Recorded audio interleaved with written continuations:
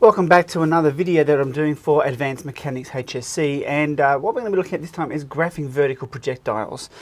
And your ability to understand graphs and how they relate to motion is really essential because that's sometimes the way they can ask questions in multiple choice. But we really need to get a visual representation of what's going on here with motion.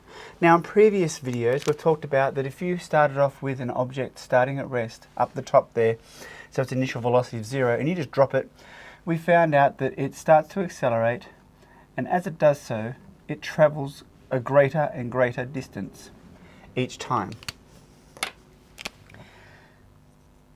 It's accelerating a minus 9.8 meters per second squared. Right? So that's its acceleration there. Every second it's increasing its velocity. And so up here, 0 velocity.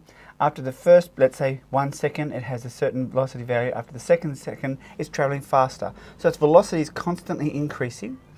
Its acceleration is constant because we're undergoing uniform acceleration, right? Or uniform rectilinear motion. Rectilinear meaning straight line motion. In this instance, it's only the y component, so therefore it's straight line motion. And so let's see if we can draw some graphs. So let's first of all do a displacement versus time graph. So in this displacement versus time graph, it starts off at 0 because we're going to say this is the 0 line here. And our coordinate system is up as positive and down as negative, and that's why we have acceleration being minus 9.8 meters per second squared. So if we're starting at the 0 line and we're dropping it, it's getting more and more negative. So of course our axis has to start off at 0 here, and it's going to be getting more and more negative. So it starts off at no displacement, and then it starts to increase. And because you can see the distance is getting further and further away, or apart I should say, it means that for every time interval it's traveling a greater and greater distance. And so we end up with a curve that looks like that. What about its velocity? Well, let's do a velocity. So let's do time again. And we have velocity in meters per second here. So its velocity is just a straight line because its velocity is constant. Now what does that mean? Well, it means that its acceleration is constant. So velocity, hang on, I said the wrong thing there. I said velocity is constant. I meant the gradient is constant.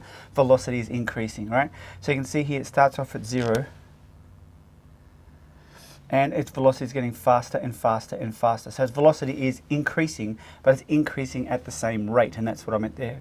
So it's constant acceleration. And so we can see that because it's a straight line. Okay, and we know the velocity is getting faster and faster and faster, and it's going down in a negative sense because it is in a negative direction, right? Remember, velocity is a vector. So what about if we do acceleration? Well, acceleration, we said, is it's constant. It's constantly at minus 9.8 meters per second squared. So we have a straight line there at the value of minus 9.8. So the acceleration is constant. Uniform acceleration is the same. Uniform is the same. So we have a straight line there.